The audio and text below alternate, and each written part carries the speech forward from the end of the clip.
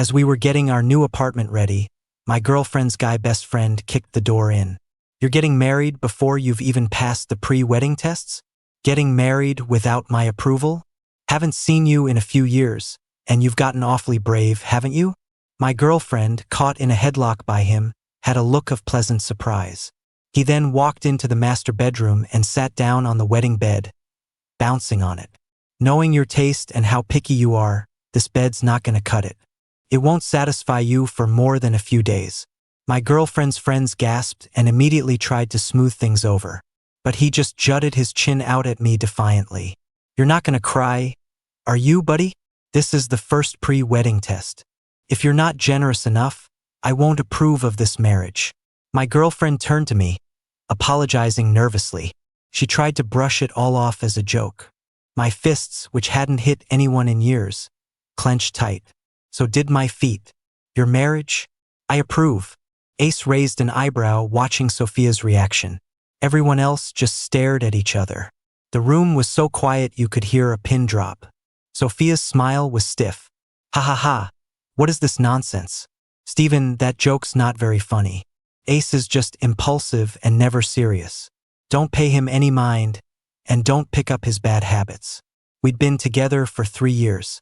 This was the first time I'd ever seen Sophia so bubbly and talkative. The Sophia I was seeing now felt more real. My gut told me I should probably reconsider marrying her. Don't mind him, Steven. Ace has always been like this with us. Yeah, we basically see him as one of the girls. He has no filter." Sophia's 2 friends chimed in, trying to run interference. I swallowed the bitter feeling in my gut and gave them a gracious smile and a nod. But Ace suddenly sprang up from the bed. He threw an arm around Sophia's neck. Then he pulled her head straight into his muscular chest.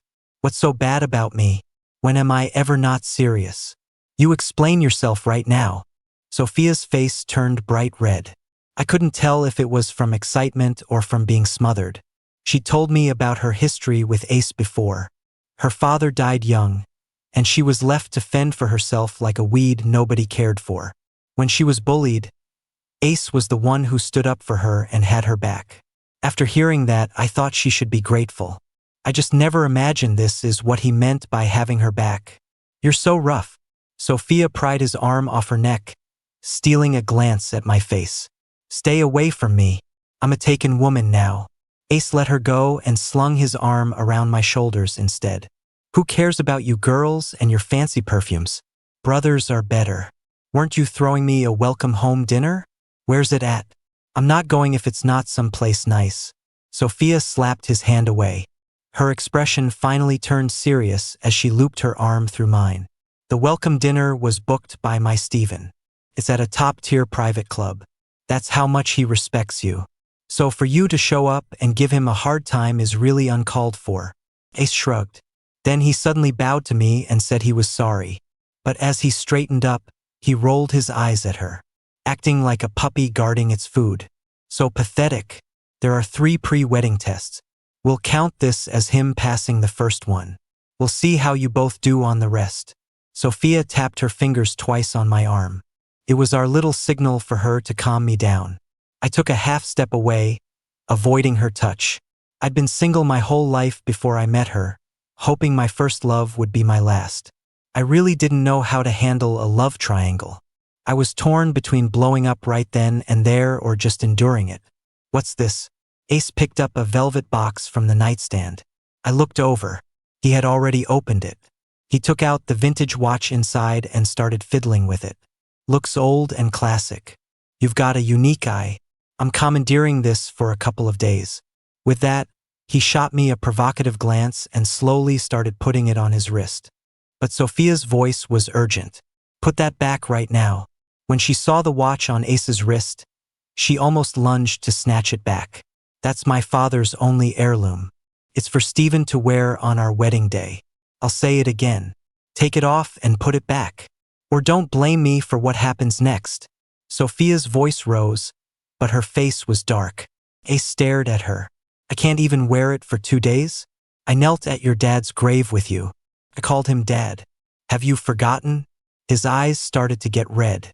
Sophia pressed her lips together and said nothing. Her two friends next to her started trying to persuade her. Ace saved you before. He's just curious. You really don't have to be so harsh. When have you ever seen Ace cry? If Steven doesn't mind, just let him wear it for a couple of days. It's a nice watch, it won't break. Steven, what do you say? Sophia looked at me, torn. We had originally planned for me to wear it on our wedding day, so it would be like her father was there with us. Then it was supposed to be put away immediately for safekeeping. If she was willing to let Ace take it and play with it, what right did I have to say no? Her promise to give all her love to me now felt like a joke. My throat felt like it was stuffed with cotton, and a dull ache spread through my chest. Take it. Play with it all you want. Ace must have been trying really hard to fake it. The redness in his eyes was already gone. Sophia stared into my eyes, seeking confirmation again. You really don't mind? I nodded seriously. Nope, I don't mind. I didn't even want her anymore, let alone the watch. She studied my face suspiciously, searching for any trace of hurt or anger. Ace took off the watch and put it back in its place. He walked over and patted Sophia's shoulder. All right, I was just kidding. Sophia, my dear, you're still not a very good daughter, are you? He turned and playfully flicked my chin with his finger. But your fiancé here is pretty decent. Consider the second pre-wedding test passed. Let's go to the club. Eat, drink, be merry. I'm starving. The smile returned to Sophia's face. She told her friends to get their things so we could head out. I didn't want to go, but then I thought I should probably make the breakup official. The drive would be a good opportunity. As I was thinking, Ace had already hopped on his motorcycle. The engine roared to life as he circled around me. His yell was piercing, making my head throb. Has Sophia taught you how to ride a bike? If you can beat me in a race, any way you can, I'll count it as you passing the third pre-wedding test. How about it? He was deliberately showing off. The motorcycle circles got smaller and smaller, nearly hitting me several times. I clenched my fists. The martial arts skills I hadn't used in years were itching for a fight. But I was still debating whether it was worth it to just kick him off the bike and blow things up. Just then, Sophia drove her car out of the underground garage. She grabbed a bottle of water and threw it at him. He flashed a middle finger and sped off in a cloud of dust. Sophia got out, pushed me into the passenger seat, and sighed as she explained, "Don't take it to heart. He's always like this. He was probably cooped up abroad and is just letting loose and going wild now that he's back. Anyway, he's only here for a few days. He won't be causing trouble for long." I stared out the window at the scenery rushing by. Oh, I'm not taking it to heart. Let's break up, Sophia. And we can cancel the wedding. Sophia glanced over at me. I was too embarrassed to tell you before, but my mom's new boyfriend once hired people to kidnap me. Ace was the one who fought off the guys trying to take me. So please don't be mad. Okay? I'll keep him in line. I promise. As for that ridiculous pre-wedding test, I'll make him stop it the second we get to the club. I thought for a moment, then asked her seriously. So you're saying that because he saved you, I have to put him on a pedestal? Oh wait, I have to spoil him like he's your own father, right? The car screeched to a halt. Sophia grabbed my hand, her voice softening. Just humor me, please? Can we talk about this after the dinner is over? Ace rapped on the window with his helmet. What's the hold up? Let's go. I opened the door to get out and leave. But Ace grabbed my shoulder and started pulling me toward the club. I shook his hand off, but before I could say anything, Sophia had already tossed her keys to the valet and was running after us. Ace, cool it. Steven is the man I'm going to marry. No more pre-wedding tests or any other games. Since she'd said that, I was willing to give her that much. But even if we talked later, the outcome wouldn't change. Ace shrugged and grumbled about how boring everything was. During dinner, he actually behaved himself. He even poured 2 glasses of wine, stood up, and handed one to me. I want to apologize. I can go too far when I'm fooling around. Don't take it out on Sophia because of me. I felt a tug on my shirt.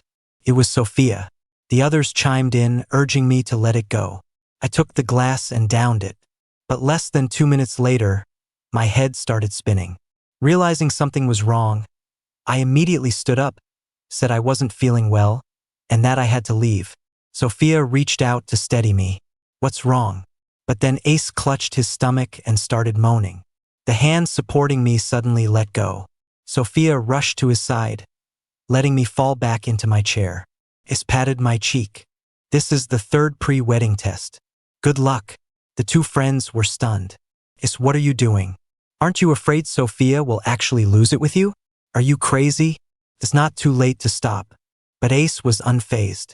The special ingredient in the wine is something I brought back from overseas. I guarantee Steven won't remember a thing when he wakes up. I'm doing this for Sophia's own good. Just a little test to make sure he won't cheat on her after they're married. She'll thank me for it. She'd never get mad at me. Relax. I hired the girls. They're not going to actually touch Steven. Besides, aren't you guys curious to see what happens? We're all adults here. Stop pretending you're so innocent. The two of them looked away sheepishly. They just muttered something about not being involved and not knowing anything.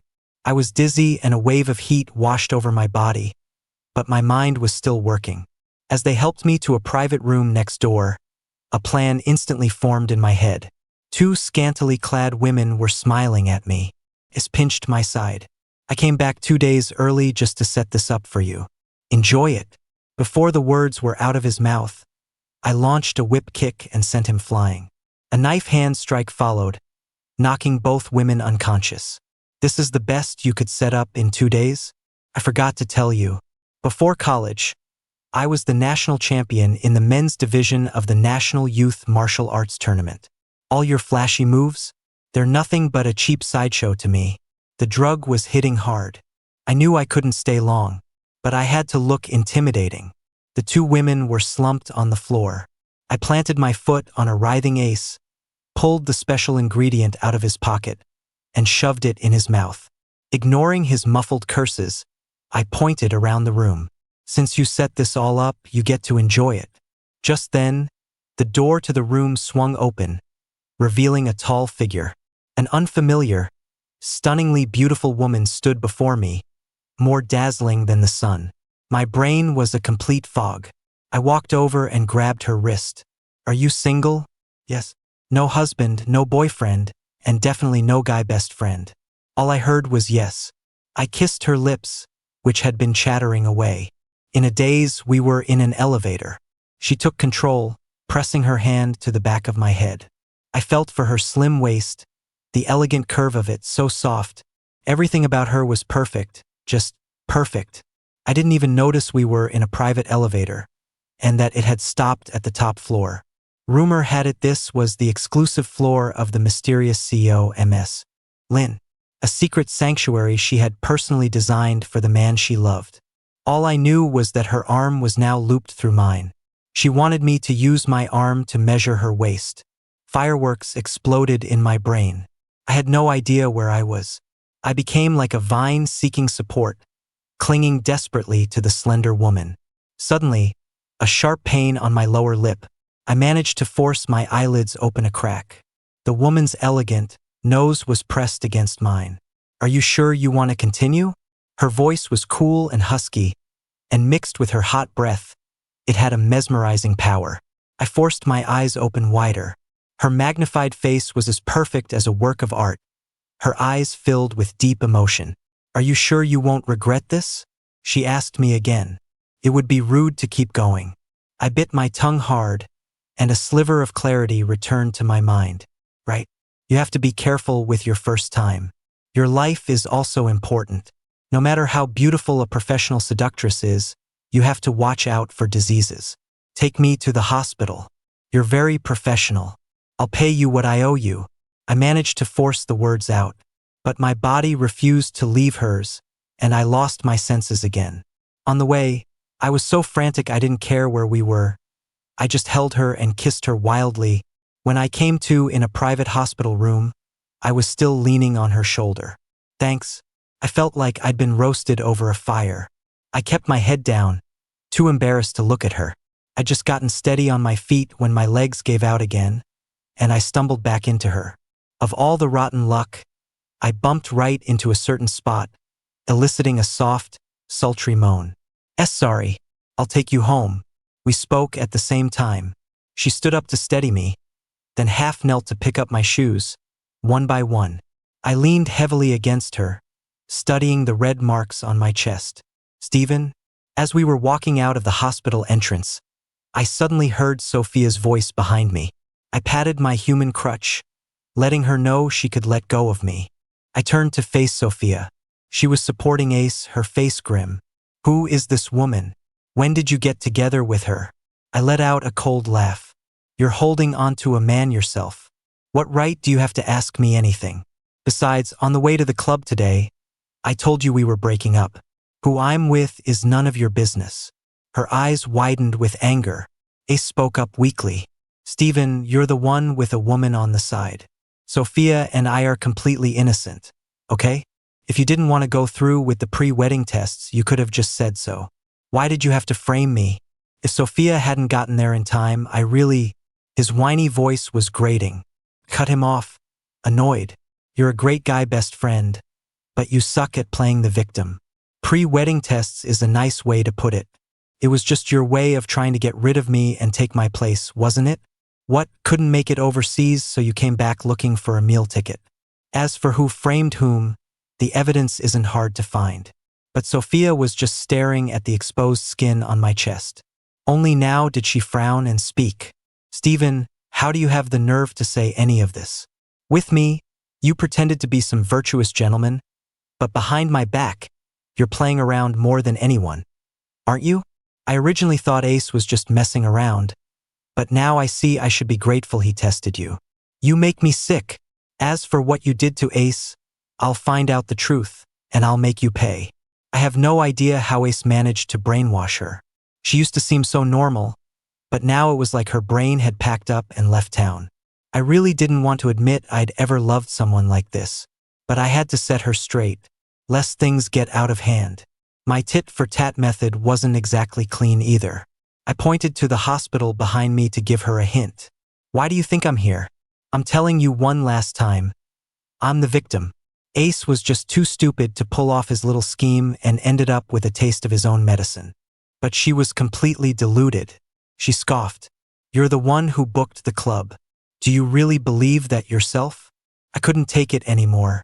With all my strength, I kicked the hospital's metal trash can, sending it flying. The massive crash startled both her and Ace. A wave of fear came off Sophia. Her face went pale and she instinctively took a step back. Ace almost fell, but she didn't even notice. She just stared, wide-eyed, trying to grasp some fuzzy memory. You know martial arts? Unfortunately, I didn't hear a word she said. My body was still weak, and I hadn't put my all into that kick. It almost made me fall over, too. It was my human crutch who caught me in her arms in time, saving me from disaster. I was fuming to myself, but the chest I was leaning against started to vibrate. Her laugh was beautiful, and to make it worse, she added, I've been waiting a long time for you to do that. That just made me angrier. But she held me and looked down at Sophia. I'll send you the club's security footage. You probably wouldn't be able to get it on your own. I was dazedly bundled into her car. The fuzzy memories in my head came flooding back. In a normal car just like this, I was all over her, kissing her like a maniac. How did she even drive to the hospital? Did we get caught on a traffic cam? It was so embarrassing. I wanted the floor to swallow me whole. It wasn't until we pulled up to my house and she handed me my missing phone that I worked up the courage to ask. You must be at the top of your profession, right? Including the medical bills, how much do I owe you? Her fingers tapped on the steering wheel as she thought for a moment. A small smile played on her lips. I'm not sure how much to charge you. We'll talk about it tomorrow. That night, I slept like a rock. When I woke up in the morning, a call from Sophia popped up on my phone. It took me a second to remember we had already broken up. So, a years-long relationship really can rot away in an instant. I shot out of bed. Mom, Dad, I broke up with Sophia. The wedding invitations that went out, you need to call our friends and family and explain. Downstairs, my parents both looked up. Steeling myself, I recounted what had happened. I didn't dare mention the part where I almost devoured a strange woman. Suddenly, the doorbell rang. My parents grabbed a vase and an ashtray, respectively, and charged toward the door. That heartless, Ungrateful monster. She dares to show her face here? Son, today your mother is going to teach her a lesson she'll never forget. In the yard stood a few gift boxes. Sophia stood before my parents, her face full of guilt, not moving an inch.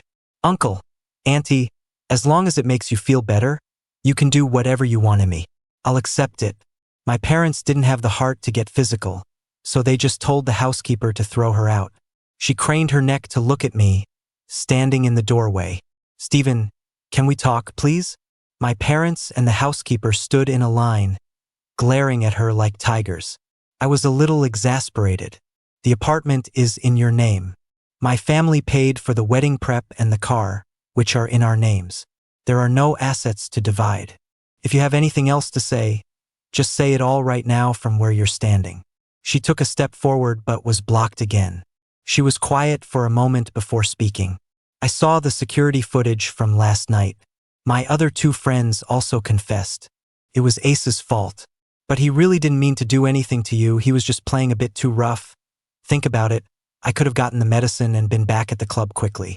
If he really wanted to do something to you, he wouldn't have chosen that moment. And you hit him, so you got your revenge on the spot. Can we just call it even? He promised me he would never do anything to make you uncomfortable again. And as for you and that model last night, I can let it go. I'll never wrong you again. On and on she went, a string of nonsense. I walked up to her, and with a leg sweep, I kicked the ground at her feet, stirring up a cloud of dust. Break up. Do you not understand those two words? Whatever you and Ace do from now on is your business. I couldn't care less. Now get lost and go take care of your brother. Sophia stumbled back a few steps, scared. She asked blankly, how did you become so rough? No, you knew martial arts before, didn't you? Why didn't you ever tell me? I've never even seen you kick anyone. Suddenly, several luxury cars pulled up outside the gate. They caught everyone's attention. The beautiful stranger from last night walked in, clapping her hands twice. Mr. Kent is still so full of energy. Wonderful. The assistant beside her introduced her formally. This is Ms. Linda Lynn, the head of the Lynn family. The string of titles was long, and I didn't remember any of them. There was only one thought in my head. The legendary Ms. Lynn was on the Forbes list. Was her service fee calculated by the minute or by the second? The next moment, her cool voice sounded again. Mr. and Mrs. Kent, apologies for the intrusion. Please accept these small gifts. I came today mainly to settle the service fee with Mr. Kent. Several bodyguards behind her began unloading things. Sophia's few gift boxes were disdainfully tossed outside the yard. She scrambled to her feet and yelled, just how much nerve do you have? Daring to impersonate Ms. Lynn. You hire a few shady people, rent some cars, and come here demanding a fortune for a service fee. Stephen, there are a lot of scammers like this. Don't fall for it just because she looks halfway decent. But no one paid her any attention.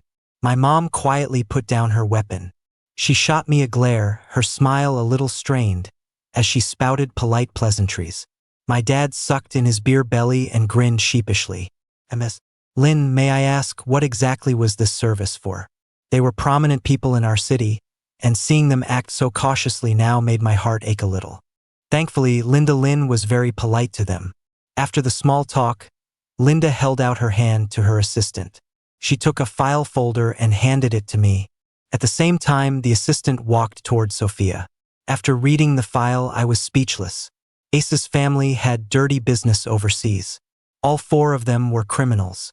His parents and older sister had all been arrested recently. His involvement was minimal, not enough for an international arrest warrant. So he had fled back to the country, planning to latch onto Sophia to continue his lavish lifestyle. He was probably used to being arrogant, which is why he resorted to such dirty tricks against me. How is that possible? Sophia muttered.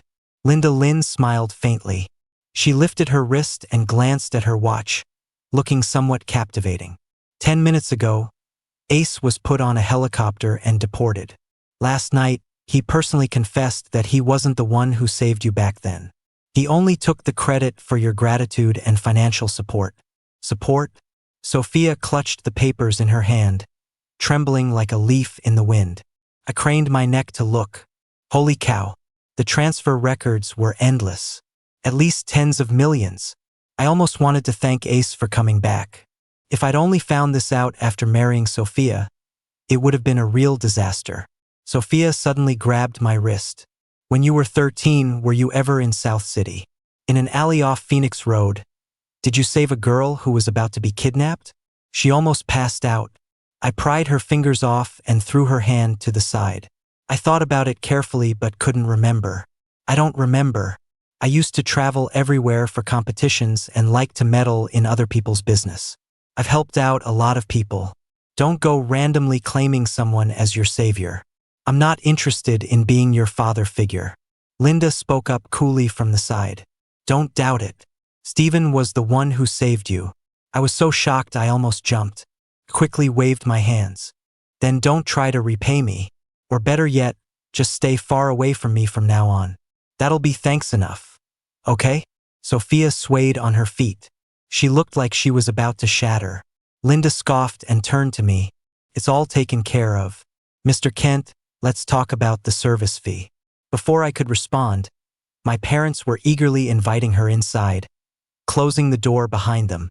They shut themselves and Sophia outside, telling me to make sure I had a good talk with her.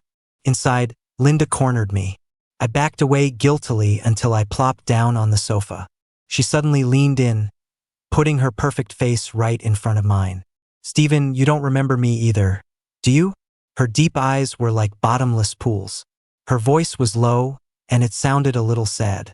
People used to say Sophia was beautiful, but compared to her, Sophia's beauty was utterly ordinary. My cheeks grew hot, and my breathing became a little ragged. Are you here to repay me for saving your life too? In that case, can that cover the service fee? She gave a self-deprecating smile. She pulled back from me. There's no life debt to repay, so let's just calculate the service fee, right? Even if I was bad with faces, if I'd saved someone this beautiful, I definitely would have remembered. My frozen brain started to function again. I tried to bargain with her. Ms. Lynn, I was wrong. But you didn't exactly say no last night, so it was basically mutual, right? And as for today's service, I didn't ask for it. You can't just force me to buy something. So, could you maybe give me a discount? My mouth was faster than my brain. I wanted to slap myself. Was she going to think I was calling her desperate, get angry, and demand a fortune? I cautiously peeked her. Her expression was unreadable. Let's go. We'll discuss this somewhere else. Maybe you'll remember something. I stood up glumly. I opened the door to two pairs of probing, somewhat suggestive eyes. Mom, Dad, don't worry. I'm just going out with her for a bit. Sophia actually hadn't left. She was standing outside the gate, craning her neck and shouting anxiously. Is she threatening you? What kind of outrageous conditions is she setting? She's not asking you to marry her, is she? Stephen, you can't go with her. Whatever she spent on last night and today, have her name a price. I'll pay it. My parents were stunned. They quietly asked me if I just never noticed she was an idiot, or if today's events had finally scrambled her brain. Honestly, I didn't know either. Linda, however, just turned to her assistant and asked, "Is she very rich?" The diligent assistant immediately started swiping on her phone, ready to give a financial report. But Linda raised her hand to stop him. She politely said goodbye to my parents. My parents were probably afraid I'd never get married. One told her to come by often. The other told me not to rush home. Looking at them, I got the feeling that even if Linda really was asking me to marry her, they would be more than happy to agree. Only Sophia, being pulled away by bodyguards, was still frantically protesting. Linda seemed to be in a good mood. Once we were in the car, she said to me out of the blue, "This is the car we took to the hospital last night." The lowered privacy screen, the reclined seat, everything reminded me of what happened last night. I was on pins and needles all the way to the club. She led me to the private elevator and pressed the button for the top floor. "You're the only man who's ever been here." I fiddled with the hem of my shirt. Certain pieces of information were finally clicking into place in my head. "You think I defiled this place and want me to pay for the renovations? Are you feeling guilty?" Afraid your beloved will get angry and won't be able to accept you when he finds out? But I remember very clearly that I confirmed you were single last night. The more I spoke, the angrier I got. You're all the same. You and Sophia are no different. A bunch of phonies. Having someone in your heart but still claiming to be single. Thinking about how close we came to doing it last night, I suddenly felt dirty and a little hurt. My nose started to tingle. Linda's fist clenched and unclenched. She rolled her wrists a few times. I suspected she wanted to hit me but wasn't sure if she could win. Then she spoke again. The elevator's here. Why don't you go in and take a look first? Ik lærte her. I turned to walk out of the elevator. My eyes landed on a professional boxing ring. It looked a little familiar. Hanging on the ropes were photos of all sizes. I was about to walk over for a closer look. Wait, Linda suddenly closed the elevator door. Can you first answer me? Why did you quit martial arts? Maybe it was because I hadn't seen a ring in person for so many years. Her question brought all the memories flooding back. As you know, I used to be pretty good and I liked to step in when I saw injustice. One time, I almost got myself killed. My parents got scared, and I didn't want them to worry so much. Also, in high school, I had a crush on this girl. She was really pretty, but when I confessed to her, she said I was too delicate, not like a real boy. So I decided to learn how to be a tough guy. She seemed very interested. She pressed on, and the chronological order of those two reasons is, Ik glänste her. I confessed first, then got hurt. It all happened in the summer between junior and senior year. Are we done here? What do you want from me? But a bright smile suddenly bloomed on her face. It was radiant, not the kind you'd expect to see on a CEO. Last question. Last night, if it hadn't been me who showed up, if it had really been a model or someone else, would you have done the same thing? Please answer honestly. This is very important to me. I rolled my eyes at her. Of course not.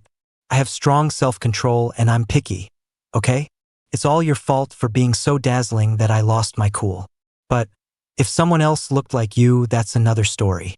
The situation was pretty extreme. She pressed her lips together and didn't respond.